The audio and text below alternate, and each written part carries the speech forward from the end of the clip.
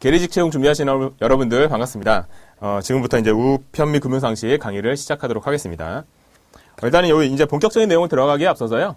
이 계리직이라는 게 어떤 것인지, 그 다음에 우편 및 금융상식 과목이라는 게 어떤 과목인지, 또 어떻게 공부를 하는 게 좋은 것인지, 이런 것에 관한 얘기들을 좀 이제 진행을 해보도록 할게요.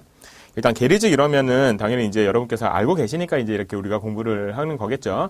계리직은 각 이제 지방우정청 소속으로 이렇게 해가지고 우리 우편에 대한 이제 금융에 대한 여러 가지 대민 업무들을 이제 창구에서 지원하는 그런 직렬이라고 보시면 되겠습니다. 예전에는 10급이었는데요. 이게 이제 10급이라는 제도가 없어지면서 이제 9급으로 편입이 됐죠. 여러 가지 이유로 이 계리직에 관한 관심들이 많이 높은 걸로 알고 있습니다. 이 계리직이라는 것이 공무원이라는 점이 일단은 제일 여러분께 메리트가 큰 걸로 보이고요.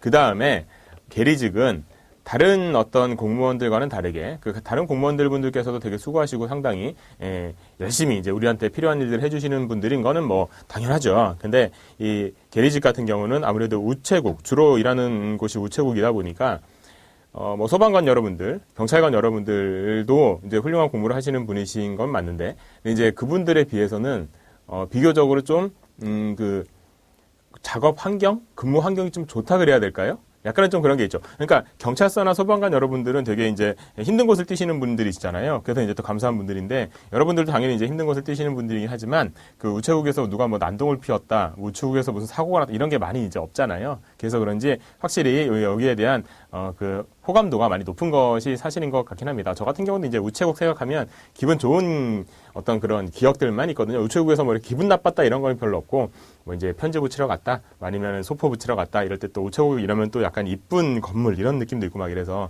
좋더라고요. 그죠? 뭐 연봉 이런 거 생각하면 당연히 이게 이제 어떤 대기업 연봉보다는 조금 낮긴 하죠. 하지만 이 공무원이라는 점에 대해서 공무원들은 이게 이제 그 어떤 사기업과는 비교할 수 없는 이런 복지 혜택이라든가 이런 게 있기 때문에요. 또 이제 우리가 정년 같은 것도 있고 하기 때문에 또 단순히 이제 돈으로만 비교할 수 없는 그런 것들이 좀 있긴 합니다. 자, 해서 이제 거기에 들어가시기 위해서 이렇게 준비를 하시고 계시는 거고요.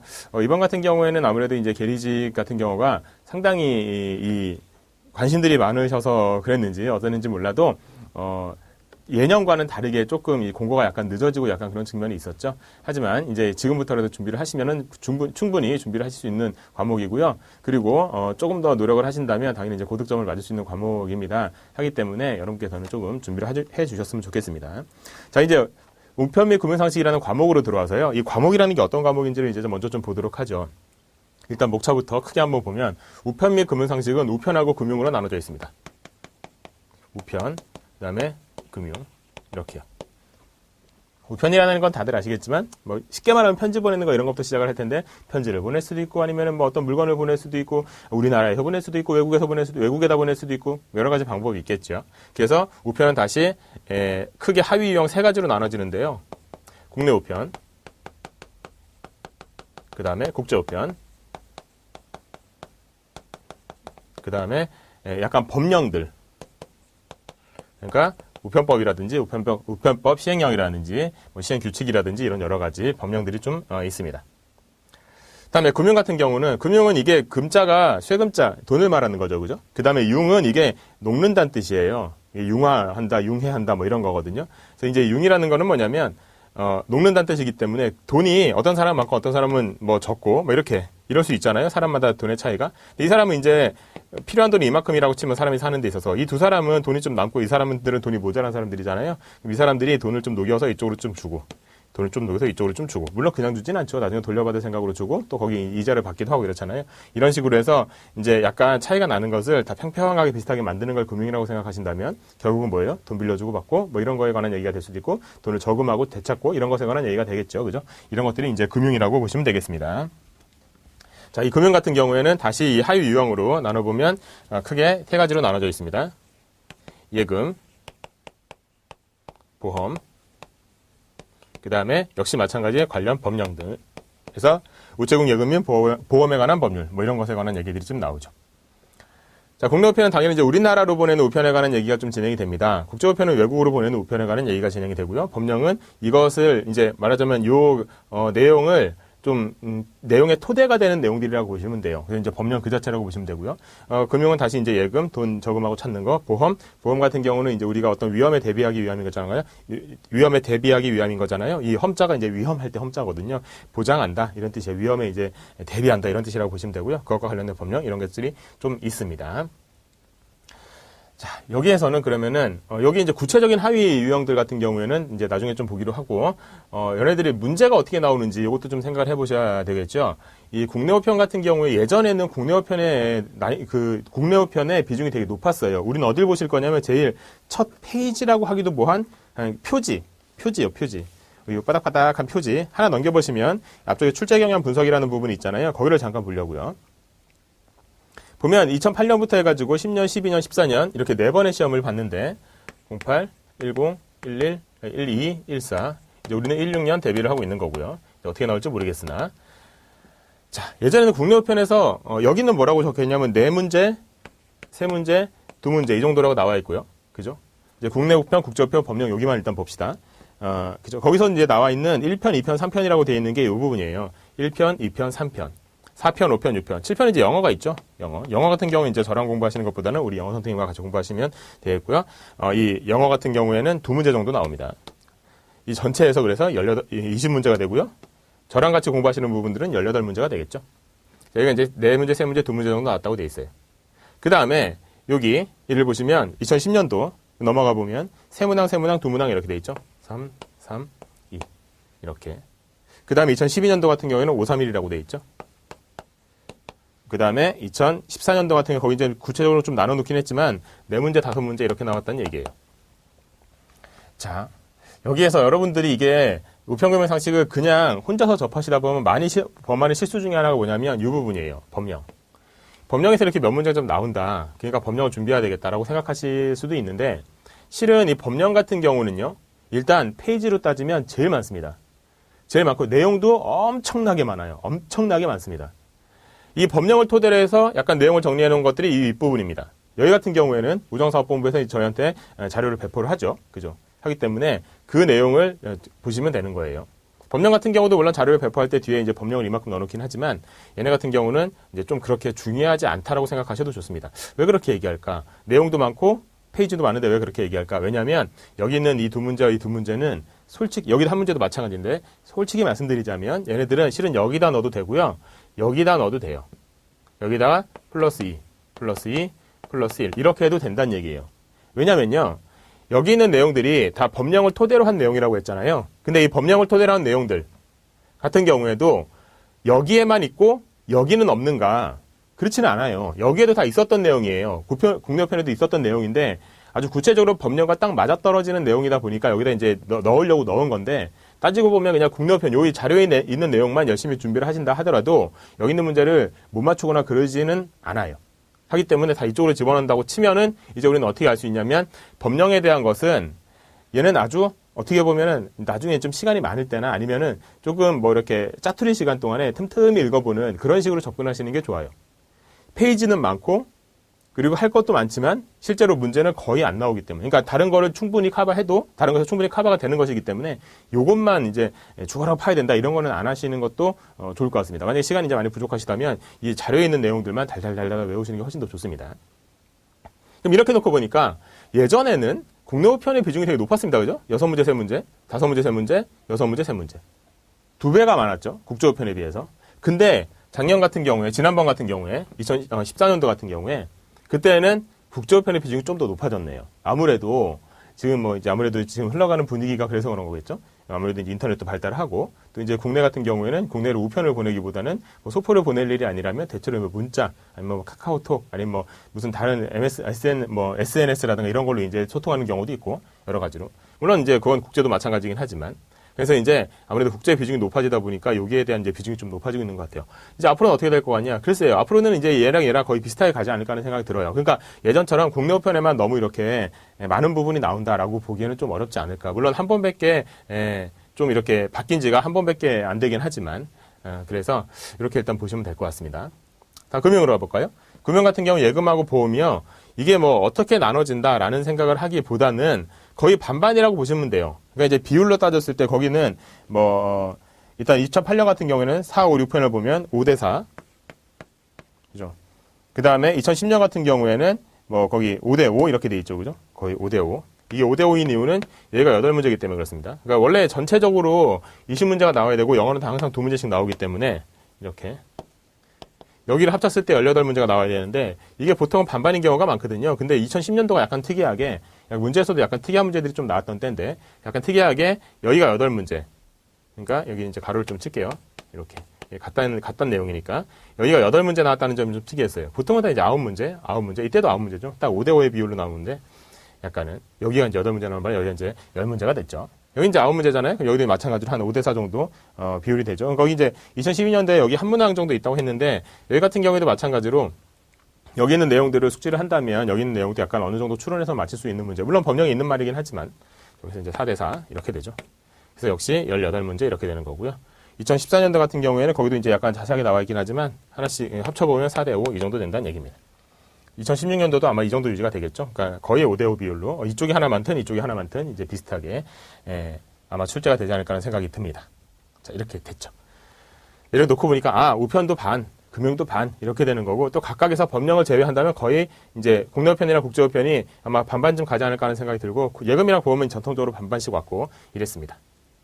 자, 그 다음에 이제 우리가 공부하는 이 내용은 여기 다 마찬가지로 공통으로 어떤 내용이냐면 어떤 우편법에 관한 내용들을 공부하는 게 아니라 우편법을 토대로 해서 우정사업본부에서 배포해주는 그 내용만 공부하면 되는 거거든요. 물론 그 내용에는 우편법의 내용도 좀 들어가 있긴 하지만 어쨌든 그 내용만 공부하면 되는 거예요. 그래서 이게 범위라는 건 우정사업본부에서 발간하는 그 내용, 그게 범위예요. 그래서 뭐 이런 거 저런 거 다 떠나서 어쨌든 그 내용에 들어가 있는 게 시험범위다라고 생각하시면 됩니다. 그래서 그것만 달달달 이제 외우면 되는데 전체적으로 쭉 봤을 때 내용을 볼 때요. 물론 그 내용이 조금씩은 변화하긴 합니다. 왜냐하면 이제 시간이 흐를수록 어떤 뭐 사회 분위기도 바뀌고 법령도 바뀌고 뭐 고시도 바뀌고 뭐 이러니까요. 바뀌긴 하는데 이 금융 부분은 전체적으로 계속 2008년도부터 쭉 봤을 때 그렇게 많이 바뀌진 않았었어요. 비슷비슷하게, 그러니까 뭐 그때마다 상품이 바뀐다거나 뭐 사회가, 그러니까 뭐 뭔가 좀 이제 바뀌어야 되는 내용이 있다거나 이럴 때만 조금씩 바뀌었지 큰 틀이 바뀐 적은 별로 없어요. 이번에도 마찬가지입니다. 2010년에도 마찬가지로 거의 큰 틀이 많이 바뀌진 않았어요. 뭐 중간에 뭐 보험 상품이 새로 들어왔다, 예금 상품이 새로 들어왔다, 중간에 우체국 체크카드가 새로 생겼다, 뭐 이런 식의 내용들이 좀 변화가 됐을 뿐, 뭐 크게 바뀌지는 않았어요. 근데 우편 같은 경우는요, 08년도, 10년도, 1, 2년도까지는 별로 크게 바뀌지 않았었어요. 얘도 마찬가지로.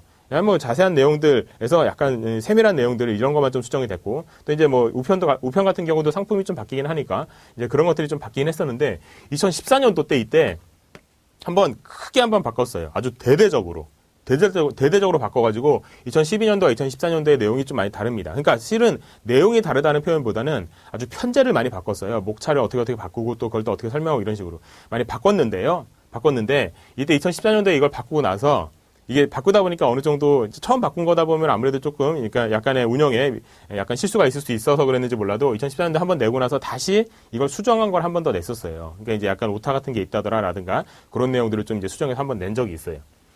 자, 그럼 2014년도에서 2016년도로 넘어올 때 요때의 자료는 어떠냐?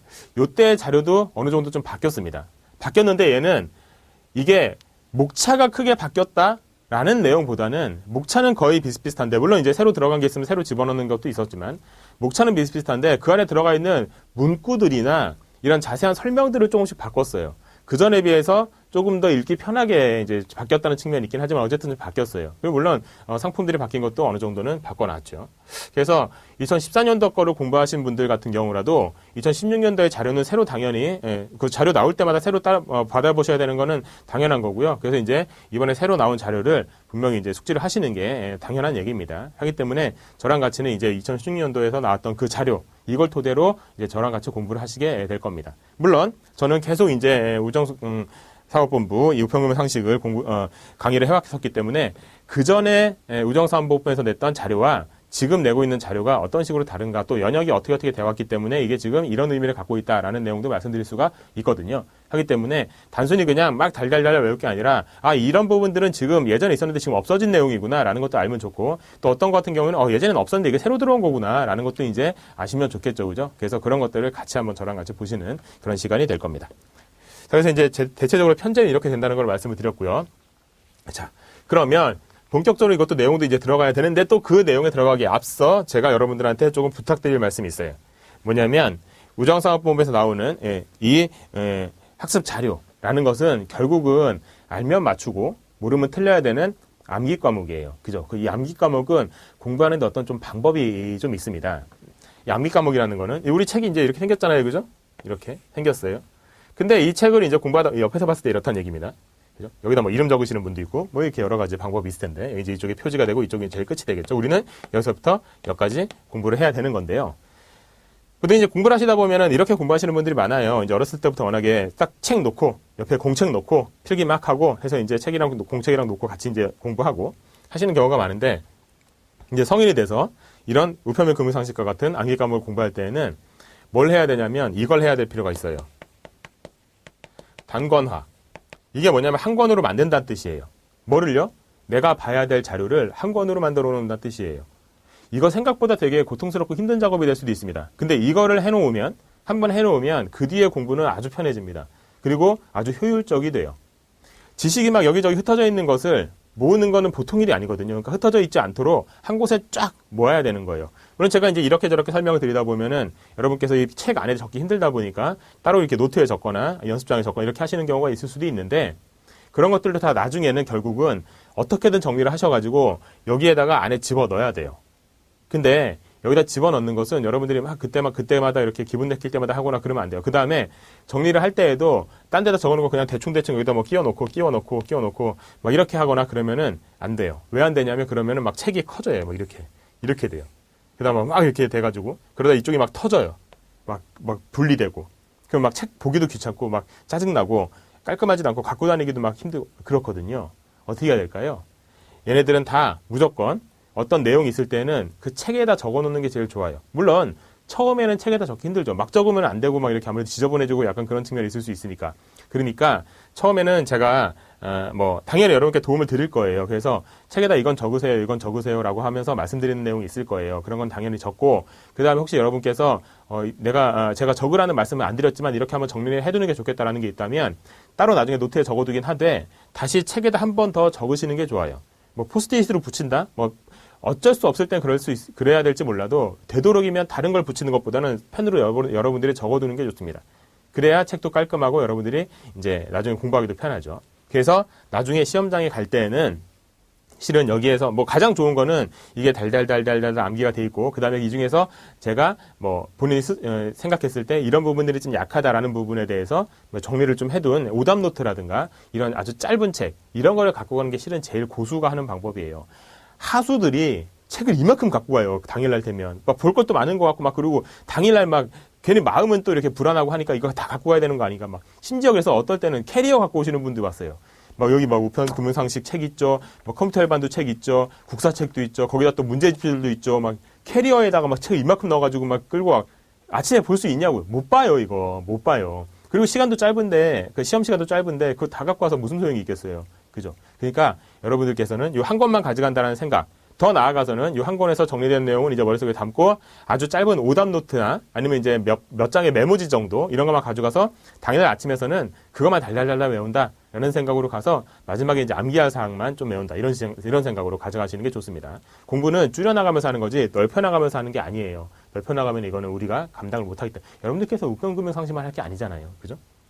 단권화. 그래서 단권화를 제가 어떻게 도와드릴 거냐면 이렇게 도와드릴 거예요. 책을 펴보면 이렇게 생겼잖아요. 그럼 제가 어디를 많이 활용하냐면 이 부분을 많이 활용해요. 이 부분.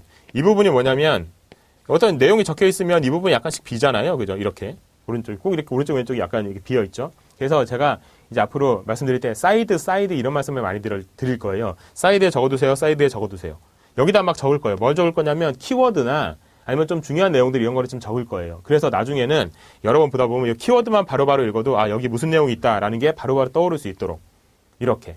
그래서 키워드를 적어드리는 그런 시간도 따로 가질 겁니다. 그래서 중간중간에 제가 말씀드릴 거예요. 이렇게 읽어보고, 사이드에다 뭘 적으세요? 그래서, 사이드에다가, 그러면 사법상의 계약관계 적어두세요. 사이드에다가 뭐 적어두세요. 이런 식으로 할 거예요. 그러니까, 그렇게 이제 생각을 하시면 되고요. 그러니까, 여기 적기 위해서는 아무래도, 샤프도 좋고, 아주 얇은 샤프도 좋고요. 아니면은 아주 얇은 펜, 이런 게 좀 있으면 좋아요. 아주 얇은 펜이요. 두꺼운 펜으로 적으려고 하다 보면 이게 좀 내용을 많이 못 적거든요. 그러니까 얇은 펜, 제가 뭐 적을 수 있을 만큼만 말씀을 드리긴 하겠으나 얇은 펜을 좀 준비해 두시고 좋고, 그다음에 꼭 이제 그 연필로 적는 게 아니시라면, 그러니까 샤프로 적는 게 아니시라면 당연히 수정 테이프 같은 거 깔끔하게 지울 수 있도록 이런 것도 해주면 좋겠죠. 그런 거 필요하고요. 그 다음에 중간중간에 제가 또 뭘 해드릴 거냐면 줄을 그어드릴 거예요. 그 줄은 뭐냐면 중요한 내용이다 이런 식으로 줄을 걷지는 않을 겁니다. 중요한 내용 같은 경우는 뭐 실제로 다 중요하다고 생각해야 되고, 또 이제 거의 다 뭐 줄을 긋다 보면 한이 없어지니까. 근데 무슨 내용을 줄을 그어드릴 거냐면 기출이요. 기출은 제가 줄을 따로 그어드릴 거예요. 그러니까 지금까지 나왔던 내용들에 대한 것은 줄을 그래서 여기 이제 나중에 읽다 보면은 줄 쳐져 있는 부분들은 이거는 이거 기출이기 때문에, 그리고 줄 쳐져 있는 부분이 많다는 얘기는 당연히 기출이 많다는 얘기니까 중요한 곳이다라는 거를 감지할 수가 있겠죠. 그래서 이제 줄을 그어 드릴 텐데, 줄을 그으실 때 이거 손으로 쭉쭉 이렇게 긋거나 그러지 마세요. 그러면 책 지저분해지고 보기 안 좋아요. 이게 보기도 좋아야지 공부가 쉬운 거지 막 지저분하게 돼 있으면 막 잘 안 되거든요. 그러니까 뭘 준비하시냐면 일단은 자요. 자인데 그 딱딱한 30cm 자 같은 그런 딱딱한 자 말고요. 팔락팔락거리는 플라스틱 자 같은 거 있어요. 플라스틱도 이제 딱딱한 플라스틱 말고 약간 팔락팔락거리는 거. 그래야지 이렇게 두꺼운 책에다 줄 긋기가 좋아요. 딱 대고 딱 이 책의 모양에 맞게 딱 대고 줄을 그을 수가 있으니까. 그래서 아주 팔락거리는 얇은 자. 그래서 뭐 쇠로 된 자라던가 그런 거 필요 없어요. 그 문방구 가면 얇은 자 이런 거는 아마 몇백 원이면 살 수 있을 겁니다. 아니면 만약에 비싸다면 뭐 1,000원 정도 할 텐데 아마 몇백 원 정도면 살 수 있을 거라 생각하거든요. 이 자, 얇은 자요. 요거 하나 사시고요. 그 다음에 다른 색깔 펜을 따로 준비하세요.